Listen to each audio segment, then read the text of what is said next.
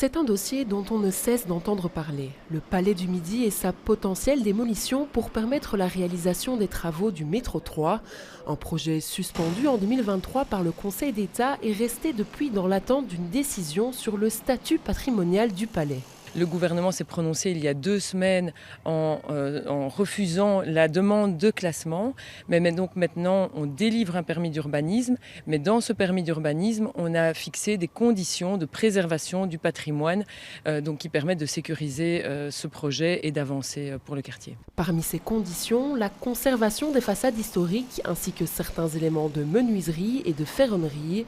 Pour l'Aro, à l'origine de plusieurs demandes de classement, ces garanties ne sont pas suffisantes. Il est vrai que quand on a lu le communiqué de presse disant tout va bien, on sauve les menuiseries et une charpente, on se dit mais avec quoi ils viennent? Qui peut croire encore au fait que ça va sauver le Palais du Midi et le quartier? Non, le patrimoine du Palais du Midi, c'était bien plus que ses menuiseries et ses façades. Et nous, on plaidait pour le maintien de tous les équipements collectifs, de 40 000 mètres carrés d'équipements collectifs dans le quartier Stalingrad-le-Monnier. Et il faut bien se rendre compte qu'aujourd'hui, on est face à un saccage environnemental d'abord et social. Du côté de la région, l'objectif est surtout de faire avancer les travaux à l'arrêt depuis 4 ans. On connaît l'état des travaux dans tout le quartier et donc ça va permettre aussi d'avancer sur le tunnel Constitution et le projet de mobilité aussi qui est lié.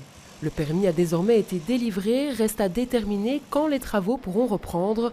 La date de redémarrage du chantier doit encore être fixée par la STIB et Bruxelles Mobilité.